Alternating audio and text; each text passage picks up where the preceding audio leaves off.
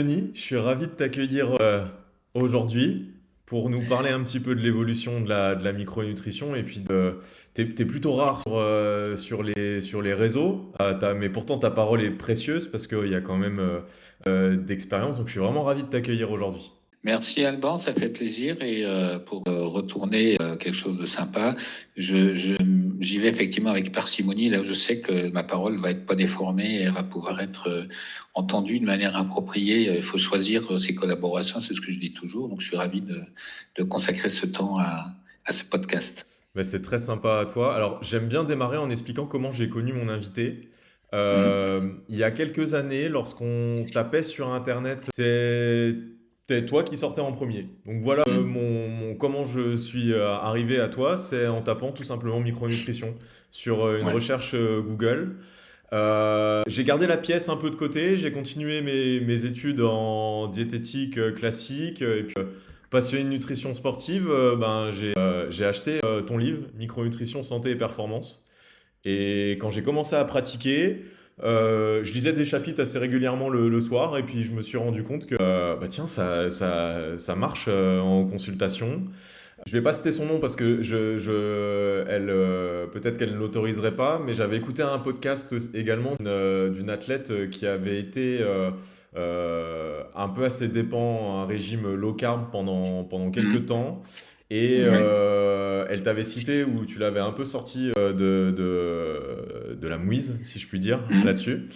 Et de fil en aiguille, à Poitiers, et on a eu aussi l'occasion de passer quelques temps ensemble là au mois de septembre. Et j'ai surtout vu quelqu'un qui était toujours passionné par l'entraînement, à se questionner, à regarder et, qu'est-ce Ouais. qu'il fait, etc.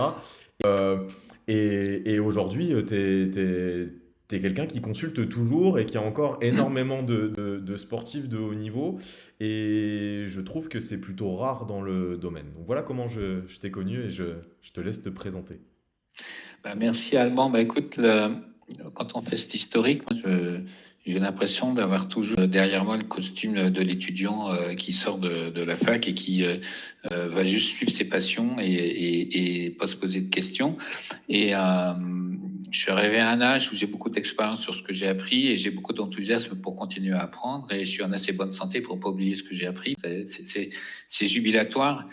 Euh, pour faire un petit détour, j'explique souvent aux gens que le déclin cognitif lié à l'âge n'existe pas. On verra jamais un champion olympique de 90 ans, mais on pourra avoir un prix Nobel de 90 ans. Ce que je veux dire par là, c'est que tout ce qu'on associe aux effets de l'âge, c'est la conséquence de la malnutrition, du stress, de la pollution, des problèmes immunitaires, du manque de sollicitation. Et c'est ce qui d'ailleurs affecte le développement cognitif des enfants. Mais inversement, si tous ces éléments-là sont mis en œuvre et que on a plus de projets que de regrets, on peut arriver, comme Edgar Morin, à faire la conférence du centenaire. Moi, j'espère bien faire la même chose, faire une conférence au jour de mes 100 ans, qu'on comprenne bien tout ce que je dis en faisant en sorte que je ne perde pas mon dentier et que je n'ai pas un petit trou de mémoire. Mais voilà, la passion, c'est quelque chose qui ne s'est pas érodé. Tu as raison, que ce soit pour l'activité physique, pour la nutrition. Et en fait, moi, je suis venu à la nutrition en abordant une discipline qui, dès le milieu des années 80, était une branche de la physiologie. Moi, j'étais vraiment intéressé par la physiologie, et mon histoire avec la nutrition a commencé suite à un truc assez basique. Donc, je faisais du hand, je jouais à un bon niveau hand, j'avais été en équipe nationale junior en France à l'époque, et puis un entraînement un peu soutenu. On faisait des entraînements en gardien avec des montées de genoux sur des tapis de tennis avec des gilets d'est. Et puis après, on allait dans les buts sur des tirs avec balles de tennis. Et à un moment donné, je me souviens, je m'appuie contre le mur, je suis l'entraîneur, je n'arrive pas à récupérer, j'ai le cœur qui ne redescend pas. Et puis, je me suis retrouvé 2 minutes après, j'étais allongé dans les vestiaires, j'avais fait un malaise, perte de connaissance. Bon, électrocardiogramme perturbé. OK, et le cardiologue dit: ah oui, mais ça manque de magnésium. Et je dis: tiens, c'est quoi le magnésium? Je n'ai jamais entendu parler. Donc, j'ai Incroyable. commencé à regarder ça. Donc, j'ai consacré mes études à ça. Puis, je me suis rendu compte que finalement, en s'intéressant à la physiologie, toutes les molécules qui sont dans notre corps, elles viennent de notre assiette. Donc, j'ai pas eu, on va dire, la programmation initiale des gens qui regardent l'assiette et qui ne pensent que comment changer l'assiette pour tout changer. C'est-à-dire que paradoxalement, je connais très très bien la nutrition, mais ça n'a de sens que si on s'intéresse à tous les facteurs qui vont affecter le fonctionnement de notre organisme. Et donc, dans le cadre de mes études, j'ai fait l'endocrinologie, j'ai eu à Jussieu professeur Beaulieu, qui est mort récemment, qui travaille sur le vieillissement, qui disait le vieillissement concerne toutes les personnes qui sont nées au moins un jour avant moi. Donc moi j'aimais bien la phrase. De l'immuno, je travaille sur le stress. Après je me suis intéressé à la compréhension des modalités de stress, la neurobiologie, et cette vision systémique, ben, en fait, a pris tout son sens parce que je me suis intéressé à l'aspect nutritionnel. Bon, tu pourrais encore aujourd'hui me mettre un relevé alimentaire d'une journée. Je te sors, je pense, à 2% près le résultat que de sortir une table de composition. Mais on n'est pas des concours de singes savants. Je me suis rendu compte, et c'était dans le bouquin Guide nutritionnel des sports d'endurance, que même en mangeant de manière parfaitement équilibrée, on peut être parfaitement en mauvais état. Donc, bien comprendre que la notion de besoin, c'est pas des stats. Et au moment où je me posais toutes ces questions, j'ai croisé la route de personnes qui commençaient à développer la micronutrition, mais ils l'abordaient sous l'angle médical, c'est-à-dire c'est un petit peu l'idée de tel déficit pose tel problème, alors regarder la biologie, bouchons des trous. Et moi, ça m'avait un petit peu dérangé parce que j'ai mais tout ce qu'on sait des aliments, il faut quand même le garder en tête, parce que si on ne sait pas pourquoi il y a un déficit et qu'on corrige un déficit, ben le déficit sera toujours présent. C'est-à-dire si quelqu'un joue au casino, que tu lui prêtes de l'argent pour qu'il se puisse découvrir, tu le revois un an après, il sera toujours à découvert. Si tu veux, c'est toujours la même histoire. Et donc, moi, je pense avoir contribué beaucoup à faire évoluer les concepts de la micronutrition. Dès 98, j'ai croisé la route de Seignalais et de son associé, le docteur Pote, qui était basé donc dans l'Hérault. Moi, j'étais dans les Pyrénées-Orientales. Et je me suis intéressé à la fibromyalgie et j'étais dans une volonté de modélisation, c'est-à-dire observer les troubles fonctionnels, modéliser l'accompagnement de la prise en charge et proposer des solutions. Et j'ai continué de faire ça avec en même temps la volonté de transmettre parce que on en avait déjà parlé, tu sais, mais dans l'enseignement de la nutrition, il y a des gens qui vivent de l'enseignement, qui ont aucun intérêt, même s'ils font semblant de le faire croire, à ce que les gens soient autonomes, c'est-à-dire l'enseignement n'est jamais fini. Et plus les gens se découvrent qu'ils savent des choses, plus ils ont peur de faire. Et puis, il y a ce que j'appelle, moi, l'enseignement qui explique ce que je fais et je fais ce que j'explique. C'est-à-dire quelqu'un va en consultation et assiste aux formations, il ne découvre pas deux univers différents, c'est la même manière de faire. Parce que moi, je suis convaincu que comme je ne peux pas me faire cloner puis que je n'en ai pas envie, il faut trouver des gens pour prendre la suite et continuer de faire évoluer cette discipline-là pour répondre à toutes les demandes, que ce soit dans le domaine du sport, mais toutes les pathologies qu'on peut rencontrer, parce que le regard que j'ai porté sur l'accompagnement des sportifs de haut niveau m'a permis de comprendre que c'était un modèle expérimental, moi je dis toujours, qui permet de comprendre comment on peut rendre malade quelqu'un qui n'a aucune raison de le devenir. Et puis qu'il y a des processus qui sont en jeu, en lien avec l'intestin, avec le stress oxydant, l'immunité, qui surviennent de manière plus marquée et plus rapidement que chez le tout venant, mais qu'on fait des passerelles de l'un à l'autre, c'est-à-dire comprendre ce qui se passe chez le sportif permet de comprendre certaines pathologies et inversement. Et surtout de se dire, quand le sportif va pas bien, c'est pas forcément l'activité qui est en cause, et qu'il y a des termes même comme surentraînement qui veulent rien dire, parce qu'on présuppose que la personne s'entraîne trop pour être fatiguée alors qu'elle s'entraîne autant que l'année d'avant. Fracture de fatigue, on présuppose que c'est la fatigue qui fait qu'ils se sont cassés alors que 3 jours avant la blessure, ils étaient en pleine forme. C'est-à-dire qu'on a des terminologies fausses sur lesquelles on spécule sur les stratégies d'accompagnement. Et la physiologie permet de faire des liens, de hiérarchiser tout ça. Et pour boucler la boucle, on arrive à des stratégies en nutrition et micronutrition qui visent à être simples et, on va dire, un petit peu systémiques, comme le font à leur niveau faisaient les homopathes unicistes. C'est-à-dire d'avoir une complémentation très précise, des conseils alimentaires très ciblés. Et la consultation n'est pas le théâtre de la mise en œuvre de changements systématiques. On dirait, on va regarder votre ApoC3, on va regarder votre FUT2, on va regarder vos gènes. Et la personne ne vient pas pour ça. Même si ça paraît académiquement, entre guillemets, bienvenu de faire ce que les sages-savants ont appris, c'est pas comme ça qu'on doit travailler. La personne vient avec un projet précis, une demande précise, des problèmes précis. L'ajustement alimentaire doit juste, dans un premier temps, porter sur ce qui permet de répondre à la demande. Ok, ça marche. Et si la personne vient pour des problèmes digestifs spécifiques, est-ce que ça a un intérêt de rentrer dans ce genre de détails que tu as cité par rapport FUT2, ce genre de choses? Non, pas forcément. C'est-à-dire que là aussi, j'ai été pas mal critiqué par des gens qui ne vont que par la biologie. Alors déjà, moi j'aime bien resituer les choses. Imaginons que parmi les personnes qui nous écoutent, il y en a qui ont des ados qui aillent au lycée puis qui disent un cours de biologie. Donc ils vont dire « Maman, j'ai eu un cours de biologie aujourd'hui. » Ah oui, et qui c'est qui a donné son bras pour prendre du sang? C'est-à-dire que la biologie, c'est pas une technique qui vise à mesurer des paramètres en pensant que ce qu'on mesure dans le sang est exactement le reflet de ce qu'il y a dans le cerveau, dans le muscle ou dans l'intestin. C'est-à-dire que les Bien sûr. extrapolations sont souvent des interprétations. Ça, c'est un premier sujet.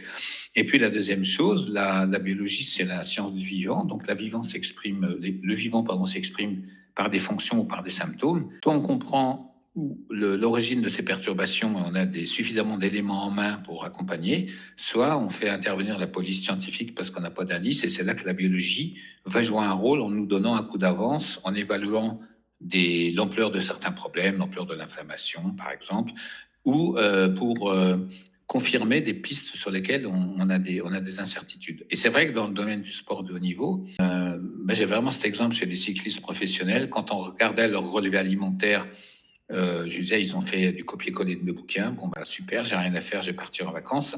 Et quand on regardait les bilans biologiques, on a l'impression qu'ils revenaient de la guerre. C'est-à-dire qu'il y a des décalages énormes entre le contenu de l'assiette optimal, tel qu'il est perçu ou considéré par les institutionnels, et l'expression clinique. Et donc, si l'objectif est de conformer le choix alimentaire du patient à ce qui nous paraît juste, on va faire des calculs dans tous les sens. Aujourd'hui, la nutrition dans le sport de haut niveau, c'est devenu de l'arithmétique dans certains domaines, c'est complètement absurde.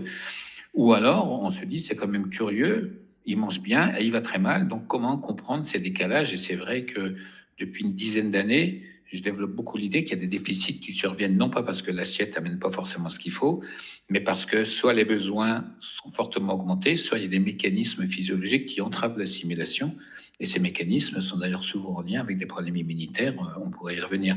Et donc, typiquement, en B9, problème en B12, j'ai un problème en zinc, allons regarder ce qui se passe au niveau immunitaire. Et comme le sport de haut niveau, dans un contexte de stress, a des impacts bien reconnus sur cette fonction-là, en fait, il suffit d'attendre le moment où ça va plus pour pouvoir intervenir. Le sportif de haut niveau, dans la grande majorité des cas, la question n'est pas de savoir s'il va tomber malade, mais quand est-ce qu'il va tomber malade. Bien sûr.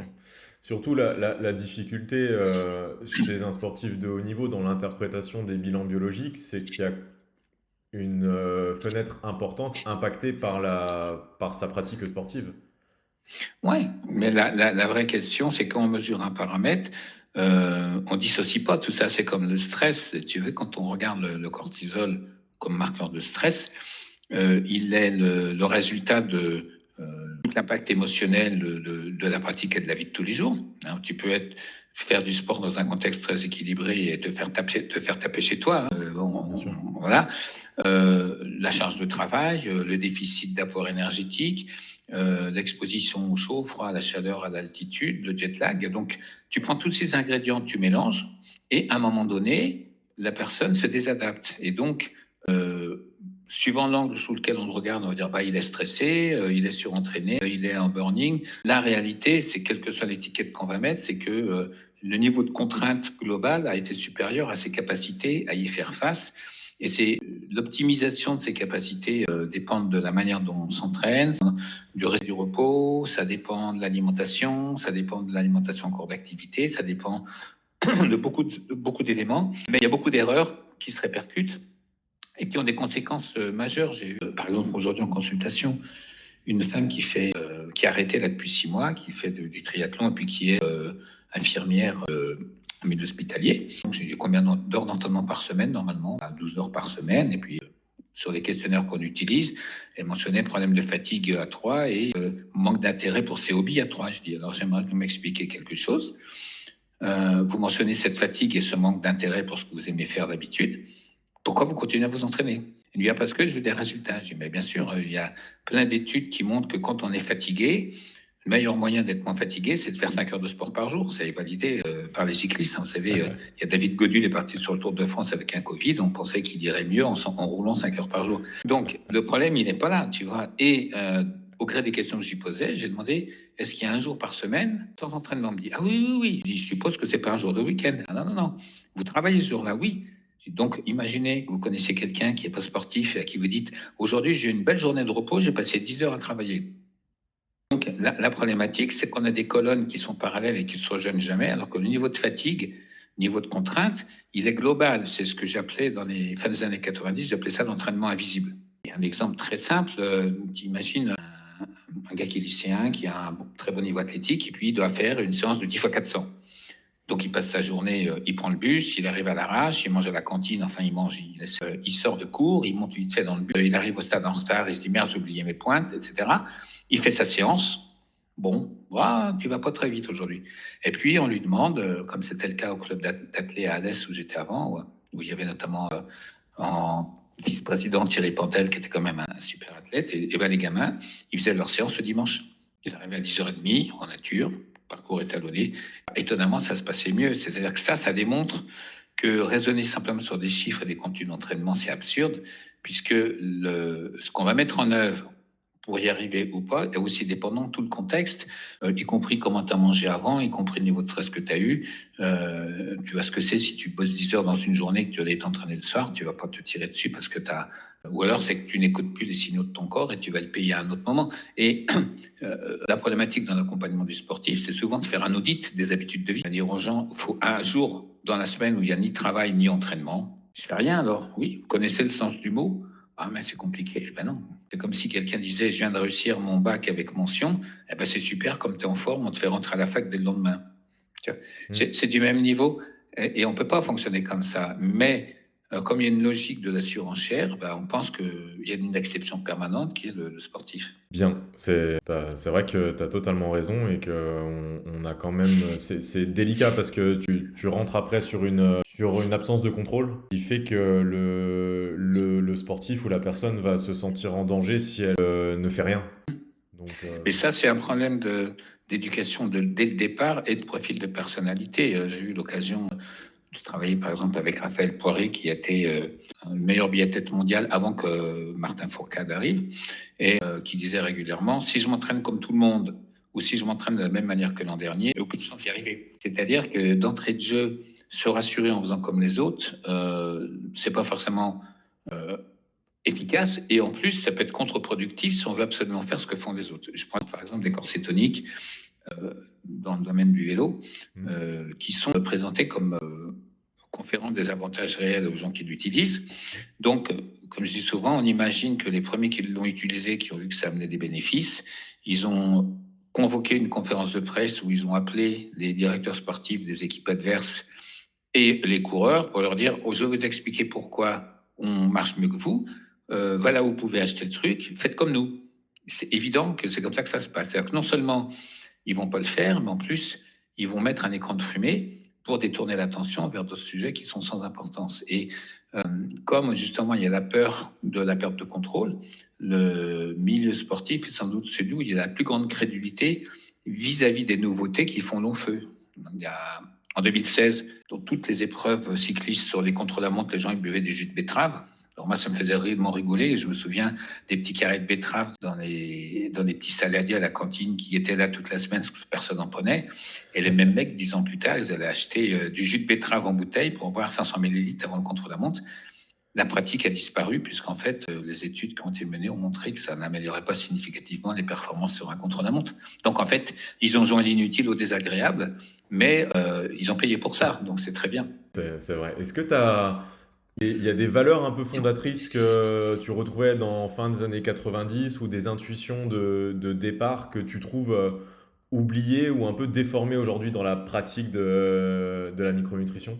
Alors oui, notamment parce que la nutrition est enseignée un petit peu là aussi dans la logique des colonnes, à savoir que j'ai un exemple concret pour faire comprendre ça. J'ai pris en charge récemment une jeune surfeuse française, donc qui est la plus jeune professionnelle sur le circuit, et étant confrontée à des problèmes de santé qui n'avaient pas forcément été identifiés, elle a consulté un singe savant de la médecine désintégrée. Il s'appelle la médecine intégrative, mais elle prend le moins bon de la médecine qu'elle va marier au pire de la naturopathie et ça fait une discipline. Bon, il faut dire les choses telles qu'elles sont.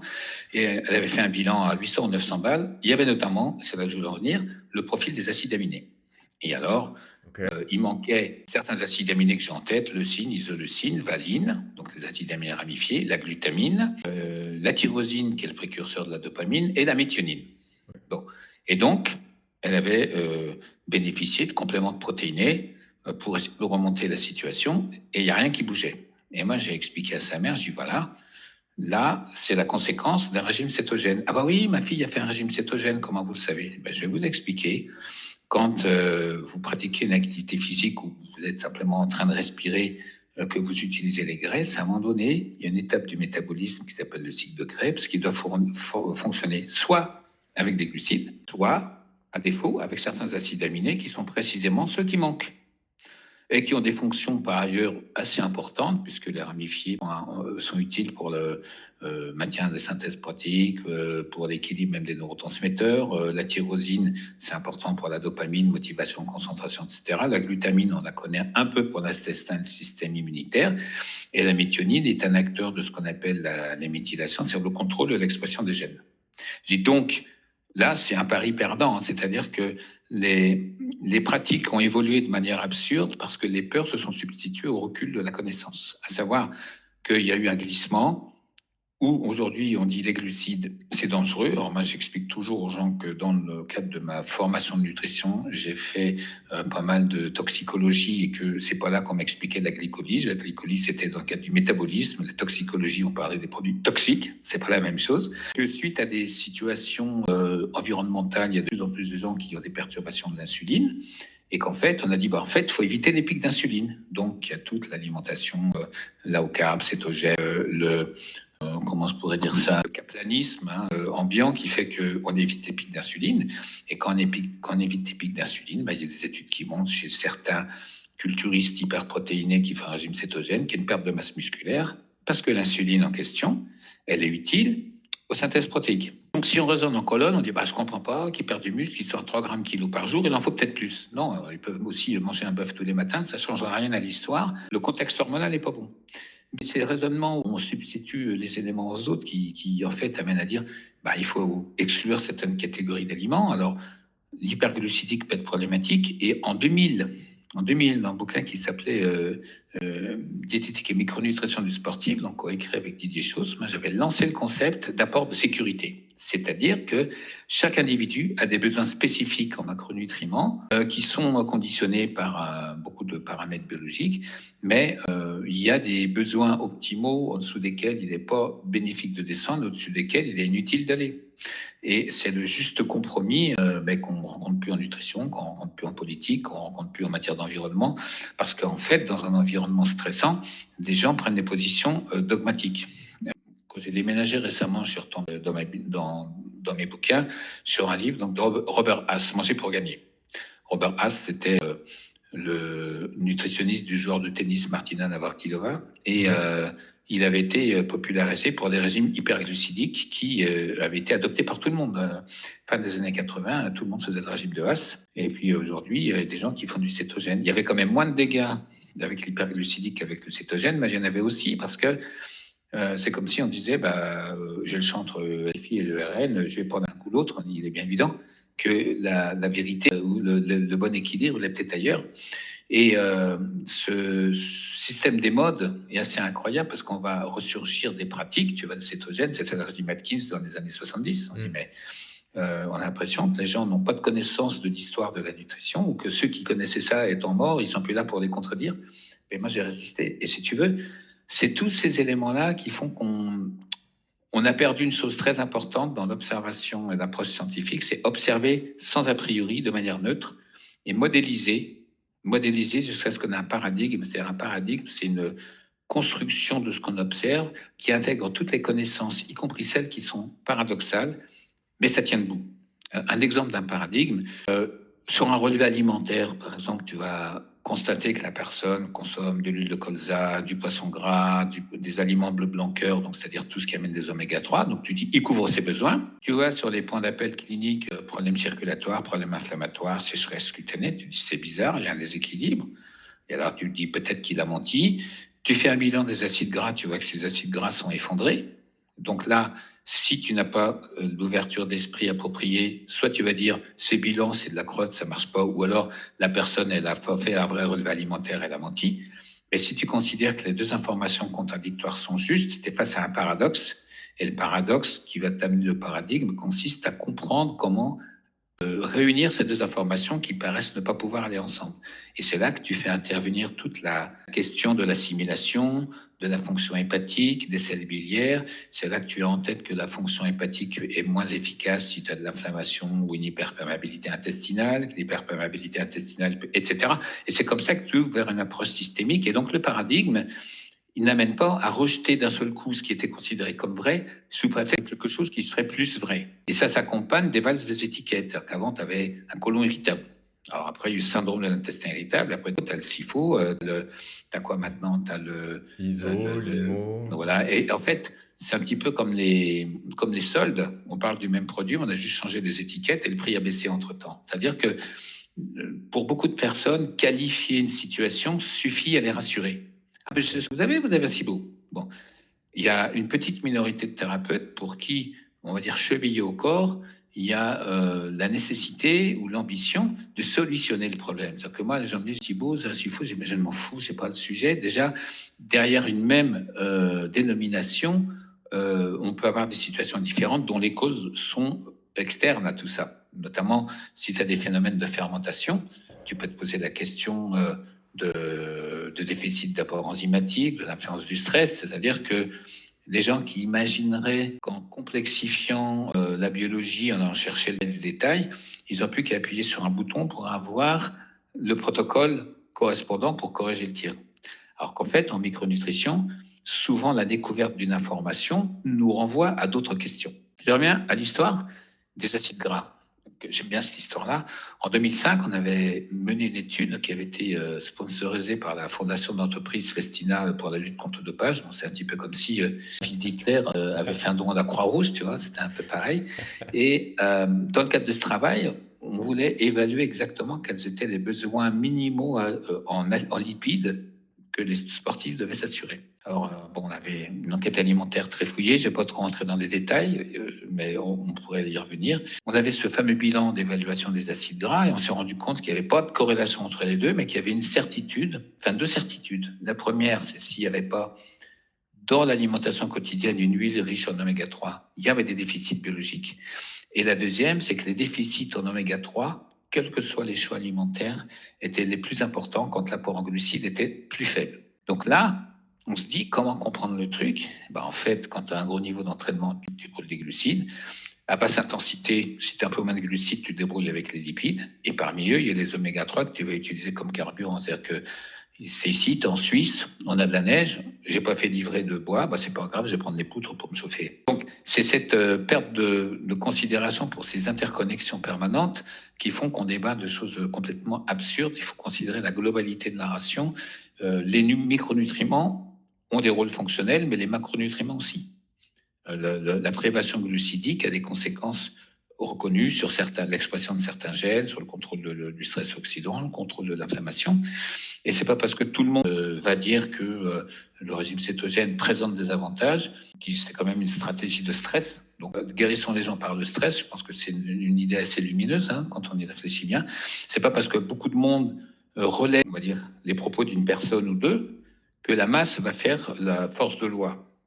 C'est-à-dire que c'est souvent un truc qu'on voit en science. Une équipe publie un travail, plusieurs personnes relayent cette information. Ça ne veut pas dire qu'il y a 50 personnes qui ont retrouvé la même chose. Et aujourd'hui, à l'heure de la communication, on confond les deux entre une étude qui est beaucoup relayée et une étude qui est confirmée. Et je crois que ça sème beaucoup de confusion dans le champ des connaissances aujourd'hui dans le domaine de la nutrition. Est-ce que tu ne penses pas aussi qu'on a tendance à généraliser certains discours ou certains outils qui pourraient être adaptés pour des personnes sédentaires, on va dire, si je prends le cas de la résistance à l'insuline, etc., à donner ces recommandations pour des publics où c'est pas forcément adapté?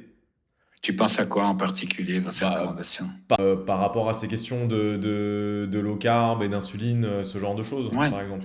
De toute manière, on peut, au-delà de ça, si on est systémique, on ne peut pas raisonner sur l'alimentation sans considérer ce qui détermine le comportement alimentaire, on l'a souvent oublié, et ce qui détermine aussi le métabolisme d'un individu. C'est-à-dire que là aussi, quand on raisonne sur les bénéfices de l'activité physique, c'est pas le décompte des calories de n'importe quelle nature qui permet de manger n'importe quoi puisque le compte serait déficitaire.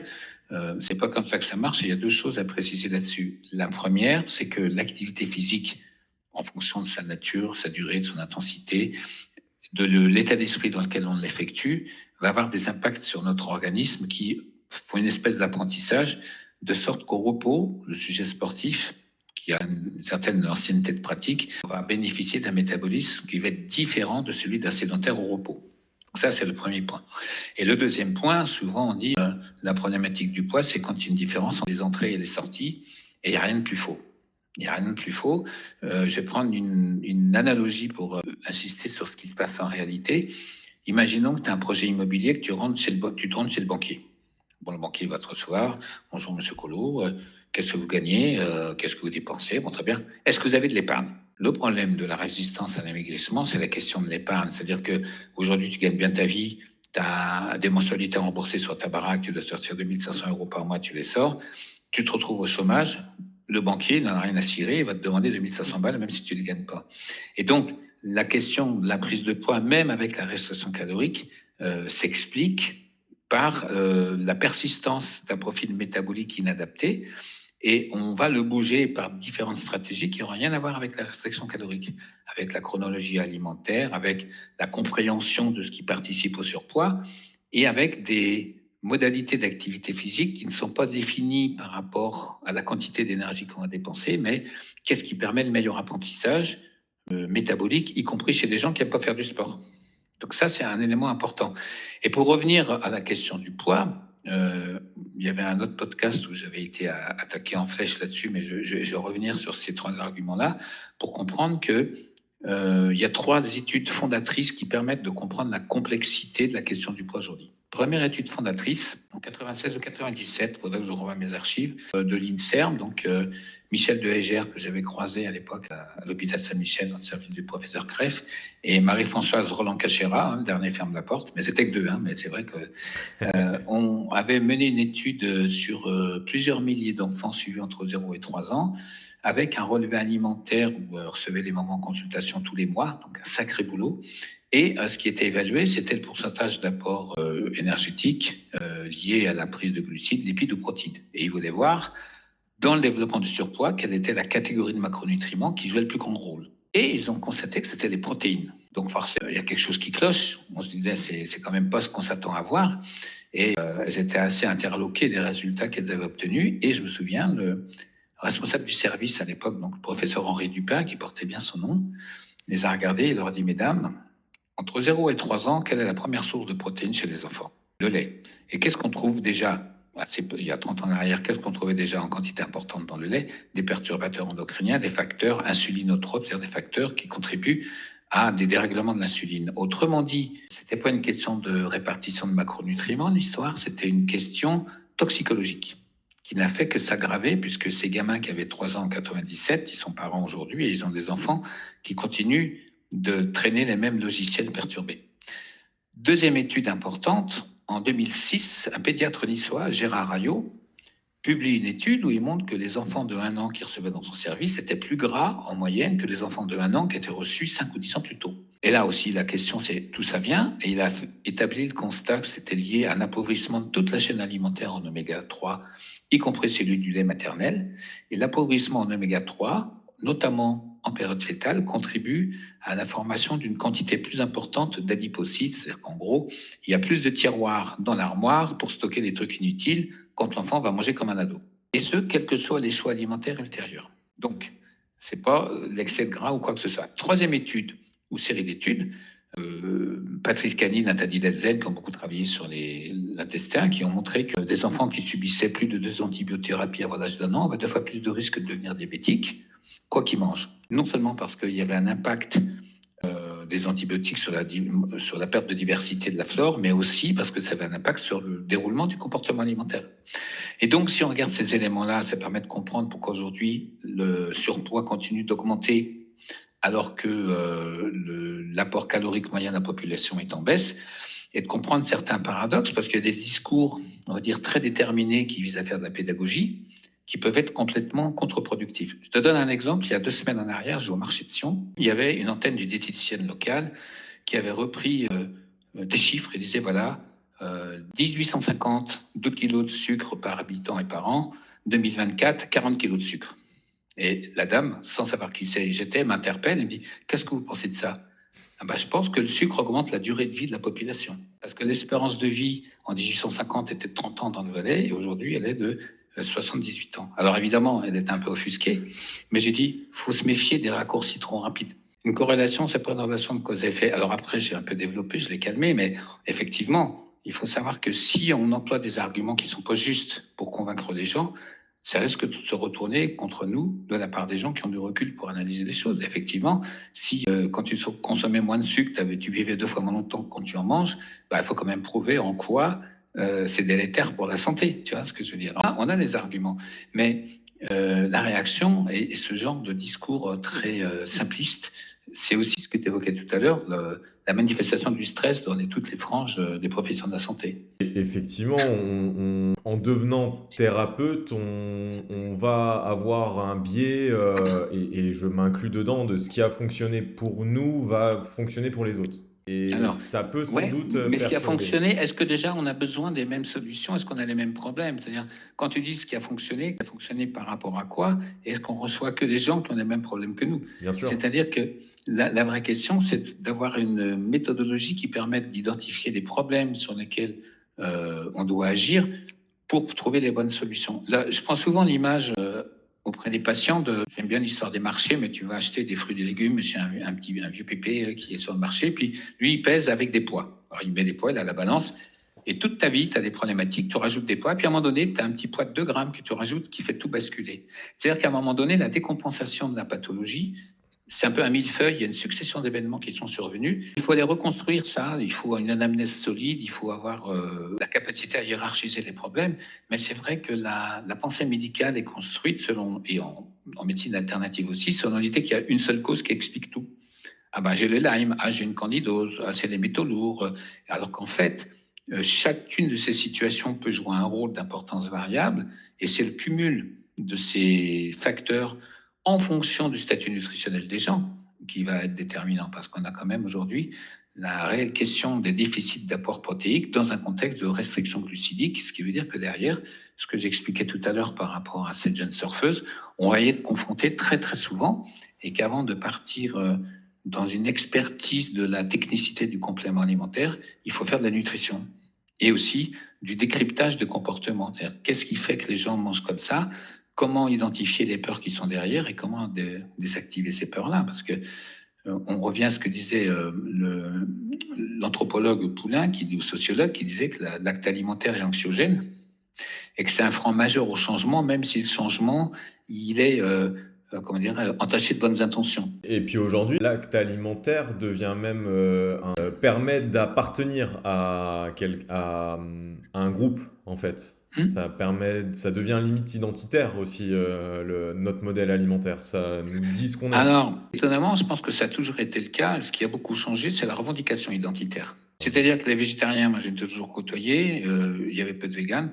Les végétariens, ils s'adaptaient. On partait, moi j'ai eu ma période végétarienne, on était avec d'autres personnes, ils nous disaient pas, ah tu prends pas du pâté, on disait pas allez mange du pâté, on te foutait la paix. Tu mangeais avec des accointances qui pouvaient être des raisons philosophiques ou autres, mais voilà, tu n'avais pas la nécessité de la revendication, si tu veux, qu'on a dans d'autres domaines de la société. Se regrouper sur des modes d'alimentation communes, c'était aussi les repas des troisième mi-temps. C'est tout ça. La construction du lien social à travers l'acte alimentaire a toujours existé. Ce qui a changé, c'est la revendication de la singularité sociale, parce qu'on est dans une société qui éparpille au lieu d'assembler. Clair. Et pour aller un peu dans ce qui se fait aussi dans les pratiques actuelles, on a des bilans qui sont de plus en plus complets. Microbiote, neurotransmetteurs, là tu as même parlé de bilan de profil acide aminé, alors toi c'est quelque chose que ça me venait absolument pas forcément en tête, j'avais électrophorèse des protéines, mais je m'attendais pas à ce qu'on sorte un profil complet en acide aminé via une biologie. Stress oxydatif, métaux lourds. Est-ce que c'est toujours utile selon toi ce genre de bilan? Parce que maintenant, ça devient systématique dans la pratique du micronutritionniste. J'ai limite même l'impression que certains patients vont venir nous voir, vont être offusqués si on leur propose pas. Moi, j'ai encore eu le cas j'accompagne un sportif, il m'a dit: «Mais pourquoi tu me regardes pas le cortisol?» Et je lui dis: «Mais si tu veux, on peut faire, plein de choses, mais ça résout pas le problème, en fait». Donc, Ouais, mais ta réponse est pas juste. Moi, j'aurais dit, mais pourquoi tu changes pas de chaussures? C'est-à-dire dans quelle mesure quelqu'un s'immisce sur ton champ de compétences en n'ayant pas les mêmes compétences et te dicte ce que tu as à faire. C'est-à-dire que là aussi, les difficultés que rencontrent beaucoup de thérapeutes, c'est que beaucoup de gens sont formés sur beaucoup de choses et qu'à un moment donné, on marque pas des limites. Tu vois, j'ai une anecdote comme ça qui était assez intéressante. Et après, je reviens sur les bilans. ouais. Je vais faire vite. J'avais été amené à travailler avec une équipe sportive de haut niveau en France. Et puis, lors du premier entretien que j'ai eu avec le préparateur physique et le médecin d'équipe, ils m'ont dit, bon alors c'est simple, nous on s'est inscrit à ton DU, on va t'observer travailler avec nous jusqu'au jeu, et puis dans 2 ans, on prend la relève. Je regarde le préparateur physique, je dis, mais ça me pose aucun problème, parce que tiens, c'est bizarre, mais moi je me suis inscrit à un DU de prépa physique. Par contre, moi j'ai 1 an pour être diplômé, donc dans 1 an, je te prends ta place et tu auras 1 an à attendre avant de prendre la mienne. Qu'est-ce que tu en penses? C'est-à-dire qu'on ne peut pas se laisser embarquer avec l'idée que les gens ils ont peut-être des connaissances vastes, mais l'organisation de la connaissance et l'acte thérapeutique, il appartient au thérapeute. Ça, c'est la première chose. Pour en revenir à ces bilans, c'est souvent justement en réaction à cette légitimité discutable qui donne l'impression que si on n'a pas été faire, si on a fait de Castronovo ou d'autres, si on ne fait pas des bilans à 500 ou 600 euros, on n'est pas légitime, on ne fait pas partie de la caste des grands savants de la micronutrition. Bon. Sachant qu'il y a beaucoup de bilans dont on n'est pas sûr que ce qu'ils mesurent soit pertinent. Je te donne un exemple. En 2010, on avait regardé le cuivre chez 25 cyclistes professionnels. Et chez tous, les valeurs étaient au-dessus de la norme. Et donc, moi, j'avais appelé le responsable du laboratoire, à l'époque André Burkel. J'ai dit, mais je comprends pas. Comment ça se fait qu'on trouve ça? Ah ouais, mais en fait, le cuivre, tu sais, on le mesure parce qu'il y a plein de gens qui nous le demandent, mais on n'est pas sûr que le cuivre sanguin soit représentatif de quelque chose au niveau biologique. Je dis, OK, aucun souci, donc vous nous remboursez 500 balles. Il me dit, comment ça? Parce qu'on a fait 25 mesures à 20 euros, donc on a dépensé 500 balles simplement parce qu'on n'a pas été averti que ça servait à rien. On pourrait parler du chrome, pareil. C'est-à-dire que mesurer quelque chose pose toujours la question de savoir qu'est-ce que ça représente comme réalité physiologique. Tu prends un exemple très concret que j'ai en tête, la zonuline. C'est que la zonuline, c'est une protéine qu'on a découverte il y a une quinzaine d'années. C'est Fasano, en italien, qui l'a découverte, dont la libération au niveau de l'intestin ouvre les jonctions sérielles, participe à la perméabilité intestinale. Et grand miracle, depuis 6 ou 7 ans, on peut la mesurer dans le sang. Donc tout le monde la mesure. Moi, je dis, mais quel est le lien physique, clinique qu'on peut établir entre le taux de zonuline qu'on mesure dans le sang et l'impact de son action réelle au niveau de l'intestin, en quoi l'un représente ce que fait l'autre. En fait, j'ai dû piocher dans la littérature pour voir qu'il y a des rhumatos et 1 ou 2 gastro-entérologues qui ont fait des mesures sanguines, qui ont corrélé à l'importance des symptômes cliniques, mais ce n'est pas un marqueur qui quantifie quoi que ce soit. C'est juste un élément qui est corrélé à une probabilité de perturbation clinique. Ça n'enlève rien au fait que quand on observe au microscope électronique la muqueuse intestinale, par exemple, on voit que des éléments bactériens, des fragments de gliadine agissent sur la zonuline et qu'il y a une augmentation de la perméabilité intestinale. Mais pour autant, ce que tu as mesuré dans le sang n'a rien à voir. Et il y a beaucoup de marqueurs comme ça, c'est-à-dire qu'on s'imagine qu'en mesurant plein de choses, on est précis, mais la question qui se pose toujours, est-ce que la grande majorité des marqueurs nous donnent des informations qui sont pertinentes ou qui pourraient être ambiguës?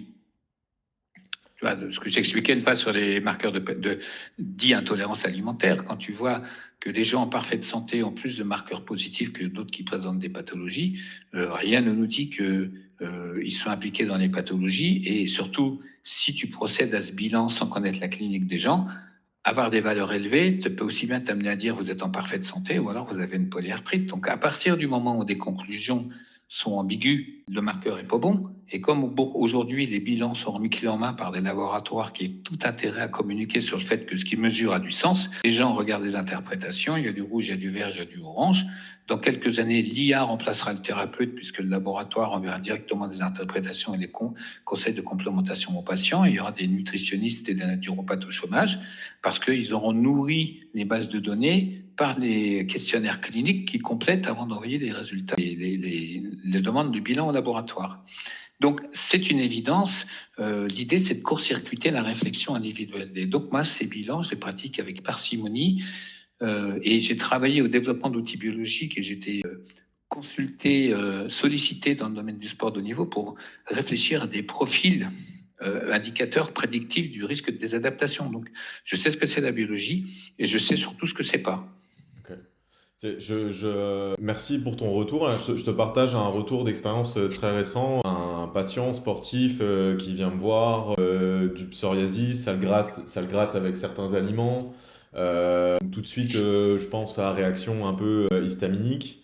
Des troubles aussi du transit, tendance diarrhée.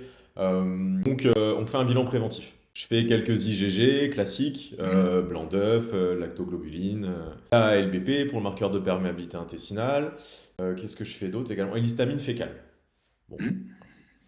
Et dans les premiers conseils, je lui dis, bah, il y a certains aliments, ça serait bien, il se reconnaîtra, il utilisait pour aller mieux, il mettait du curcuma et poivre tous les matins en tisane. Ouais.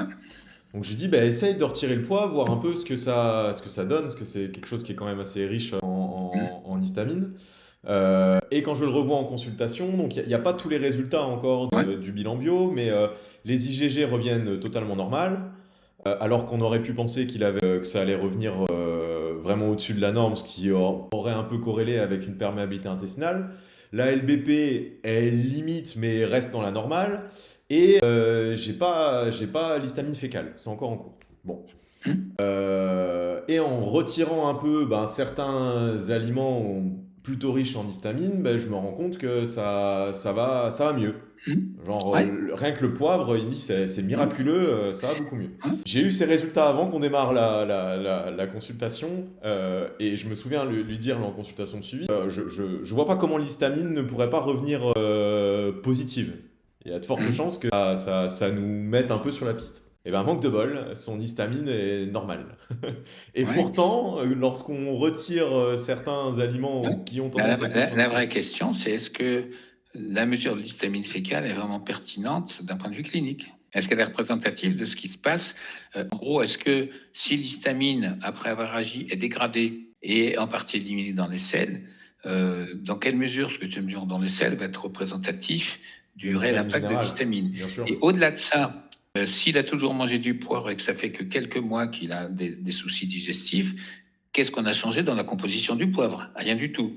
Donc, ce qui a changé, c'est la réaction à l'histamine. Et qu'est-ce qui majore la réaction à l'histamine? Il y a notamment le stress qui peut aussi augmenter la perméabilité intestinale. C'est-à-dire, le raisonnement systémique, moi, les gens me disent que vous pensez du SAMA, j'ai le régime par rapport à l'histamine, je m'en contrefous parce que déjà 80% de l'histamine est fabriquée par les mastocytes et ce qu'on a dans l'alimentation, on va dire, va exacerber ce phénomène. Mais la question, c'est pas l'histamine, c'est pourquoi les mastocytes présentent un niveau d'activité excessif. Et il y a deux facteurs majeurs, donc c'est le stress chronique et les candidoses décompensées. Et encore une fois, on ouvre vers une affection beaucoup plus globale et c'est pour ça que je ne crois pas avoir encore fait une fois une mesure d'histamine fécale, parce que pour moi, c'est comme si on disait, lorsqu'on rencontre une voiture dont le pare-brise est en étoile et le rétroviseur cassé, quelle est la probabilité qu'elle ait eu un accident? C'est du même ordre. Si tu veux, à un moment donné, la focalisation sur un détail nous fait perdre de vue l'ensemble. Et moi, souvent, j'explique aux gens que c'est logique qu'ils aient eu une réaction à l'histamine, puisqu'ils ont eu une majoration d'une candidose après une grossesse vécue dans un contexte de stress. Et c'est pour ça que les outils qui évaluent aussi le niveau de stress, ça nous permet de comprendre pourquoi des facteurs qui ont toujours été là et qui n'ont jamais posé problème, d'un seul coup, ça pose problème. Donc, si on a quelqu'un, vous avez une intolérance, par exemple, à tel aliment, je n'ai toujours mangé, puis c'est à partir de 30 ans que le problème est apparu. Pourquoi c'est apparu à l'âge de 30 ans? Et alors, si c'est à 40 ans et que c'est une femme, on va dire c'est la préménopause. Si à 50 ans, on va dire que c'est l'âge. C'est-à-dire qu'on va utiliser des arguments de la vie chronologique pour mettre encore une fois une étiquette et cesser de réfléchir. Ouais, c'est l'effet de l'âge et puis voilà. C'est la préménopause, c'est juste après la puberté. Et en fait, on raisonne pas de manière systémique dans toutes ces situations-là et parce qu'on ne sait pas poser les bonnes questions, on va élargir le champ des investigations qu'on va conduire. Est-ce que aussi c'est pas un moyen pour nous aussi de faire adhérer le patient à des concepts qui sont pas forcément très présent dans la médecine, dans la médecine allopathique pour nous rassurer dans Par notre exemple, façon. tu penses quoi? Je prends mon exemple. J'aurais très bien pu pas faire l'histamine fécale et au final, ma prise en charge d'un point de vue symptômes cliniques, elle aurait été tout aussi bonne. Hmm. Est-ce qu'il avait retiré le poids vraiment que tu aies le résultat de l'histamine? Ouais. Donc Probablement. la conviction, elle est supérieure à la confirmation. C'est-à-dire qu'il y a beaucoup de bilans biologiques qui sont pas là pour amener des réponses, qui sont là pour rassurer. Bien Sauf sûr. que quand tu le demandes pour te rassurer, le patient il perçoit que tu cherches à te rassurer. Ouais. Le mode mental avec lequel on va aborder, c'est ce que je répète souvent sur les formations. Moi, j'aime bien les alexandrins. Quelqu'un qui dit, je ne sais pas ce que vous avez, nous allons faire un bilan, donc il y a 12 pieds. Vite, il faut se barrer en courant. Parce que bien évidemment, il n'y a aucun bilan préalable à une consultation qu'on puisse proposer tant qu'on n'a pas vu le patient. Parce que ça sous-entend qu'on les voit tous pour la même raison et qu'on écarte d'entrée de jeu l'hypothèse que des choses qu'on n'aurait pas imaginées puissent être en cause dans cette histoire-là. La démarche scientifique, je te disais, on n'a pas d'idée préconçue, on n'a pas d'a priori. Donc, ce qui va construire le champ éventuel des marqueurs qu'on va regarder, c'est déjà ce qu'on a soigneusement recueilli de l'histoire médicale et des symptômes présents, des choix d'alimentation que la personne a adoptés. Et c'est là qu'on va se dire, est-ce que j'ai besoin d'aller faire de la biologie? Et si j'ai besoin d'en faire, quelles sont les questions qui restent en suspens? Je n'ai pas fait de stats, mais sur 100 personnes que je peux avoir dans le mois, c'est peut-être 30 bilans. Alors déjà, il y en a qui arrivent beaucoup avec des bilans qui servent à rien et où il y a des marqueurs utiles qui n'ont pas été identifiés comme étant anormaux. Mais ce que je veux dire par là, il ne faut pas avoir d'a priori sur le fait qu'il faut faire un bilan ou pas. Il faut savoir si, en fonction du contexte de la personne, du niveau de pratique, ce matin, par exemple, j'ai vu un gars qui fait du VTT au niveau international en Suisse. Tout va bien sur le plan clinique. J'ai demandé quand étaient ses pourcents subjectifs. On fait une belle batterie de bilan parce qu'il a régulièrement des réactivations de Covid, des trucs comme ça. Mais on a ciblé sur des aspects immunitaires dont les résultats vont décider de la complémentation et du conseil alimentaire, mais aussi de la planification. Typiquement, si on sait que le gars il est soumis à des réactivations virales, on sait qu'il faudra qu'il ait un deuxième jour de repos dans la semaine, qu'on organise l'alimentation en conséquence. C'est ça l'approche systémique, parce que les colonnes où chacun fait son truc sans se parler, à la sortie, tu as une maison où il y a l'électricien qui est venu, il y a le plombier qui est venu, il y a le maçon qui est venu, puis le mec qui doit mettre le toit, il n'est pas là. Tu vois, et c'est la coordination est cruciale et on est un petit peu des poils à gratter parce que quand on est physiologiste, on est dans le transversal, on regarde un peu tout ce qui se passe dans tous les domaines, y compris dans la prépa mentale où il y a des trucs complètement délirants qui sont mis en œuvre des fois. Tu penses à quoi? Mais tu vas forcément y arriver. Qui a peur de ne pas y arriver, tu vas forcément y arriver. La bonne question à se poser, c'est pourquoi, malgré ce que tu as déjà réussi, tu as autant peur d'échouer? Peut-être parce que tu as vraiment une réelle attente face à cet événement-là. Et donc, pour apaiser ta peur, tu veux que quelqu'un te donne des clés pour te décharger de cette peur-là, ou alors tu mets de l'hyper-contrôle. Et ce que j'explique souvent aux sportifs, le contrôle face à une compétition dont on n'est pas sûr de l'issue, ça consiste pas à dire dernière fois où j'ai gagné mon match, j'avais cette raquette, ce slip, ces chaussettes, je remets les mêmes et en plus je ne sais pas laver pour pas perdre les molécules de la victoire. Et ça fait 1 an qu'il a gagné, tu vois, c'est un Français, donc c'est compliqué. Ou alors, il va dire j'ai vraiment envie de gagner, j'ai commencé à imaginer tous les scénarios possibles. Je perds 3-0 après 5 minutes, on est à 3-3 et puis je lui prends son service, etc. Ou je mène 3-0. Et plutôt que d'être dans l'émotion qui crée du stress, tu vas être dans l'anticipation et dans la cognition. Qu'est-ce que je mets en place? C'était le point fort de Federer. Quand il marquait un point, il se demandait qu'est-ce qu'il va faire sur le suivant pour m'emmerder. Et quand il perdait un point, il dit qu'est-ce que j'ai fait sur ce point pour qu'il le gagne. Il n'allait pas casser ses raquettes en se disant j'y arriverai pas et tout. Et donc l'hyper-contrôle du sportif vient souvent d'une espèce de positivisme, on va dire, contaminé, qu'on essaie de faire passer aux sportifs. Il faut que tu sois contaminé par mon optimisme, tu vas forcément y arriver. Tu sais, les gens qui font de la prépa mentale dans le vélo, ils passent leur temps à accompagner des gens dont le métier est de perdre toute l'année. Parce qu'un cycliste qui gagne 3 courses sur 100 jours de course, il fait une belle saison. Oui. Donc, ton travail mental, c'est quoi? Tu vas y arriver, tu es le meilleur. Donc, déjà, tu vas définir un contexte et des clés ou des motifs de stress qui sont spécifiques à la situation rencontrée. Tu vois.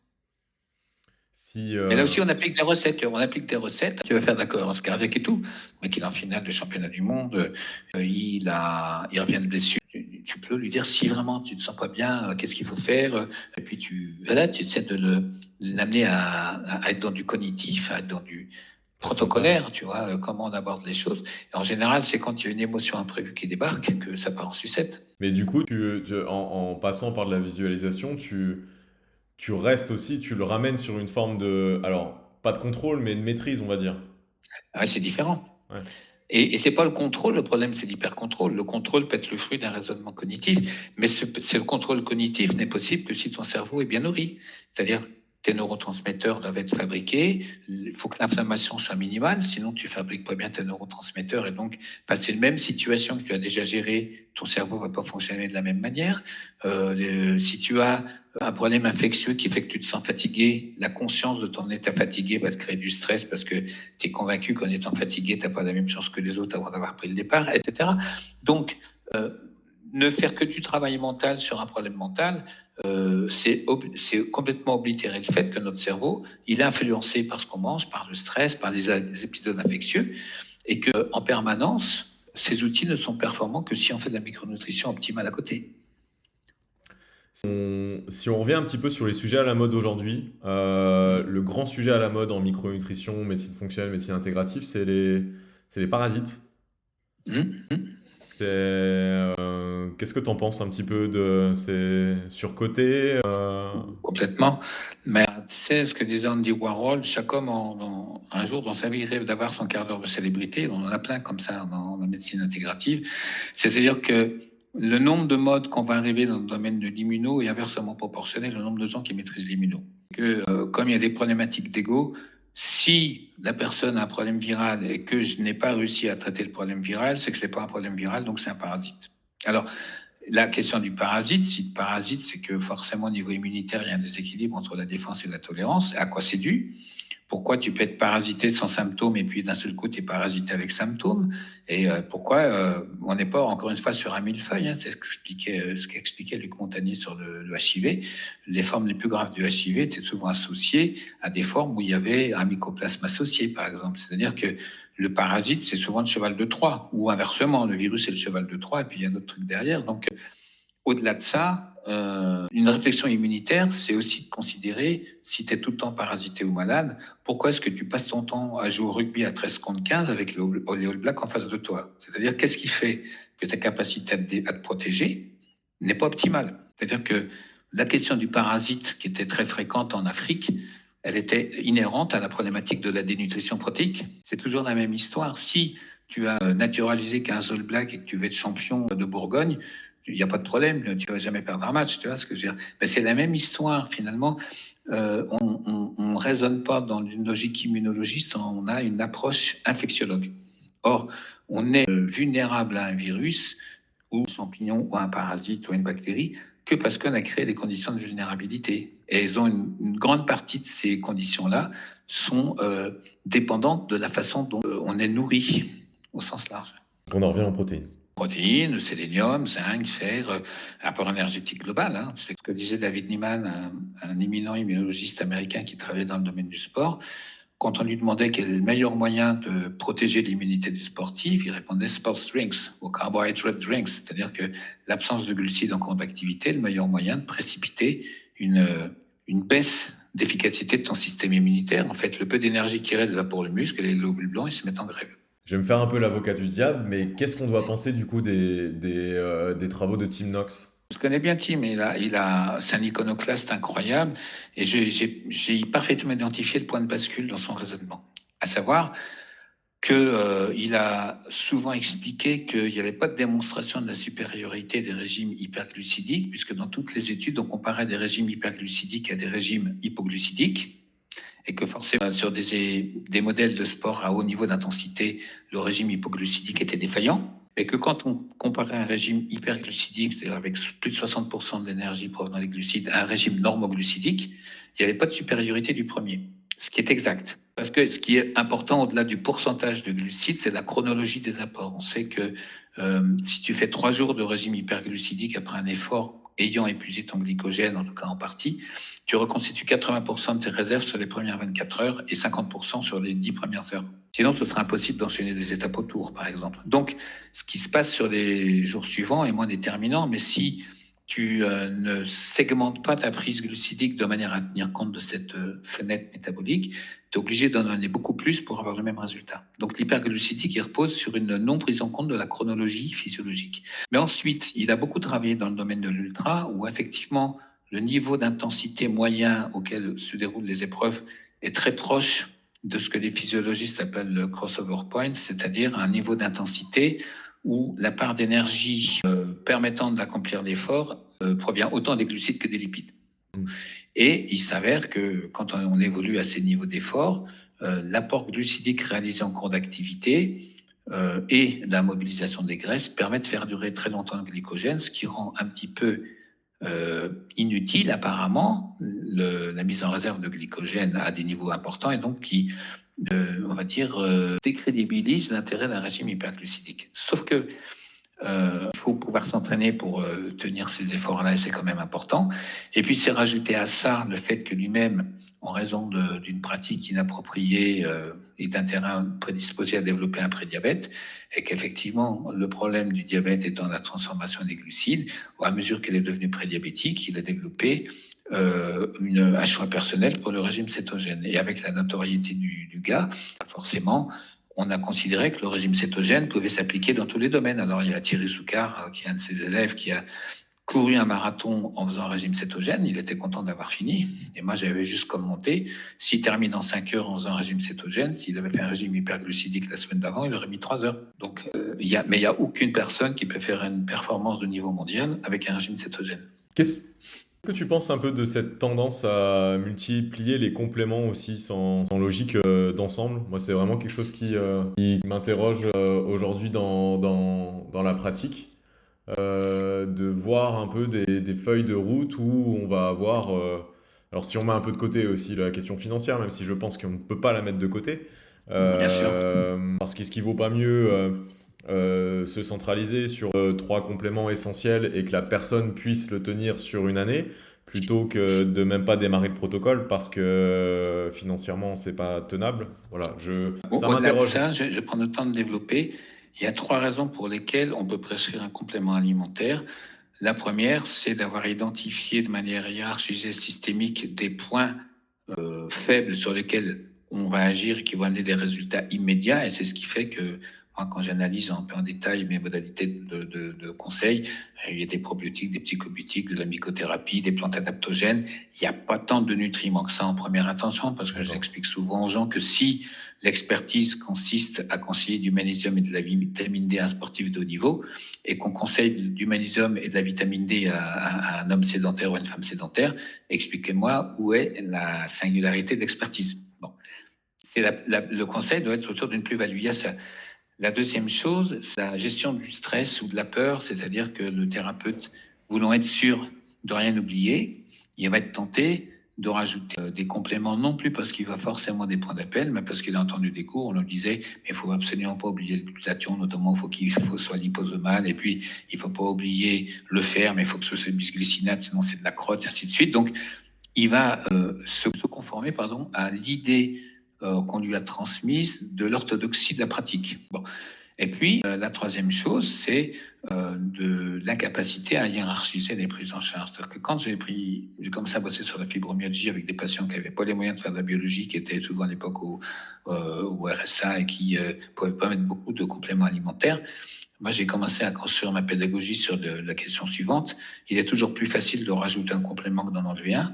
Mais si on doit mettre un nombre minimum et qu'on veut être efficace, qu'est-ce qu'il faudrait mettre en œuvre? Et c'est pour ça que ça demande une vraie réflexion et ça demande aussi à expliquer aux patients pourquoi on fait les choses, quitte à faire aussi des séquences. C'est-à-dire qu'on m'a des fois reproché dans le monde de la micronutrition de rarement mettre du magnésium en première intention. Me dire, tu devrais t'intéresser au magnésium. Je dis oui, pas de problème. J'ai consacré 3 ans, j'ai fait 2 thèses là-dessus. L'une sur le magnésium en accompagnement du sevrage de l'alcoolisme chronique chez des patients hospitalisés et l'autre sur l'évaluation des déficits chez les sportifs. Je dis, mais c'est pas un élément qui apporte une plus-value en première intention, parce que ce qui fait que la personne décompense, le magnésium est une pièce du puzzle, mais c'est souvent à la périphérie. Tu as rarement une cause exclusive de désadaptation de pathologie qui résulte simplement du déficit en magnésium. Par contre, l'effondrement immunitaire, par contre, l'effondrement des neurotransmetteurs, de problématiques du cortisol, la problématique de l'hyperperméabilité, occupe une place beaucoup plus importante hiérarchiquement dans l'apparition des problèmes. Et donc, les moyens à mettre en œuvre, ils doivent être extrêmement précis. Et c'est pour ça que je m'intéresse beaucoup à la conception de compléments fonctionnels où on peut agir sur différentes conséquences en même temps en mettant un coût minimal. Moi, le pari, ce que tu vois comment ça se passe, que ce soit en consultation ou en cours, moi, c'est toujours jamais plus de 3 compléments en première intention. Et si possible, jamais plus de 100 euros par mois pour le patient. Bon, ce qui est déjà pas si évident que ça, Carrément, mais, carrément. mais c'est en rupture avec ce que font beaucoup. Mais moi, je vois des gens qui arrivent avec des listes qui ressemblent à des génériques de séries américaines, qui ont commencé pendant un mois, qui ont été découragés parce qu'il n'y avait pas de résultat, qu'il fallait qu'ils remettent 700 euros. Et puis, quand ils appelaient le thérapeute, il leur disait de toute façon, pour réussir, il faut mettre de la volonté. Je ne vous sens pas motivé à faire des choses, sauf que la personne, c'est qu'il y a 2000 balles par mois, qu'elle doit mettre 700 euros de complément tous les mois. Et c'est juste normal qu'entre guillemets, on lui reproche de ne pas être motivé. C'est pas le sujet, si tu veux. Le fait de rejeter la responsabilité de l'échec sur le patient, c'est quelque chose qui est très fréquent aussi, alors que le protocole, moi je le vois souvent avec les gens, si on demande 5 marqueurs biologiques, il y en a 4 qui sont perturbés et qu'on met en place 3 compléments alimentaires et que la personne va mieux, ben, elle est rassurée parce que moi ce qu'on me dit souvent avec le recul, on voit que vous maîtrisez le sujet puisque vous avez fait peu de choses et que ça a tapé juste. Et la justesse de la démarche, c'est ça qui fait pérenniser l'activité, qui fait que les gens y reviennent et qu'ils vont nous voir et qu'ils ont confiance. C'est que tu identifies le problème, et tu vas le pointer, tu vas mettre en place une stratégie qui répond à ce problème-là et que la personne va aller bien mieux. Dernière question par rapport à un peu tout ce qu'on peut voir là dans cette évolution de la micronutrition. On parle aussi et j'ai fait des formations en hormonaux. Ça devient un sujet indiscutable aussi en micronutrition. Toutes les questions de prégnénolone, DHEA, des choses qui a priori ne sont pas nouvelles parce qu'on en parlait déjà dans les années 90. T'en penses quoi un petit peu de dire qu'on ne peut pas réussir une bonne prise en charge sans forcément aller voir la partie... Alors, moi, je vais te répondre avec une anecdote. Quand j'étais à Jussieu, Paris 6, sur le cours consacré au métabolisme des stéroïdes, on avait le professeur Beaulieu comme enseignant. Et un jour, il arrive en cours, il nous a dessiné tout le métabolisme, depuis le cholestérol jusqu'à toutes les hormones, avec des voies de passage d'une vers l'autre qui sont très complexes. Mais il est dessiné pour mettre en les noms, avec la structure chimique, les doubles liaisons, les machins et tout. Il dit donc voilà, ça, c'est la vision académique. Et puis maintenant, quand le stress arrive, qu'est-ce qui se passe? Il a pris une éponge, il a effacé le tableau. C'est-à-dire que la problématique de dire que le problème est hormonal, on oublie une chose fondamentale qui est physiologique, c'est les boucles de rétroaction. Et que d'une part, trop d'une hormone par rapport à une autre, qu'est-ce que ça veut dire? Par ailleurs, trop, où est-ce qu'on mesure réellement les indicateurs représentatifs du statut hormonal? C'est-à-dire que c'est un débat permanent. Salivaire, sanguin, urinaire, ça représente quoi? Et puis, il y a encore deux autres problèmes qui complexifient la situation. La première, c'est la notion de récepteur avec des affinités plus ou moins importantes. Est-ce que tu as les mêmes affinités pour la prégnénolone au niveau des surrénales, au niveau ovarien, au niveau testiculaire, au niveau cérébral? Et deuxièmement, on peut avoir des cinétiques d'expression des récepteurs sur les membranes qui varient beaucoup. Notamment le fait qu'on ait des fluctuations de l'activité du cortisol en cours de journée, c'est aussi lié au turnover des récepteurs qui sont eux-mêmes influencés par plein de facteurs épigénétiques. C'est toujours la même histoire de focaliser sur un problème précis. Si par exemple, tu as une glande qui produit trop d'œstrogènes, il y a une partie de ces œstrogènes circulants qui vont être captés par l'hypothalamus, qui va faire freiner l'hypophyse, qui va faire freiner les ovaires. On a la même chose pour la thyroïde, c'est-à-dire que normalement, quand il n'y a pas de dysfonctionnement majeur de la glande, les fluctuations des paramètres hormonaux sont jamais de plus de 10% d'un bilan à l'autre, quand on fait du longitudinal. C'est d'ailleurs une des règles qui permet d'établir le suivi biologique longitudinal des sportifs.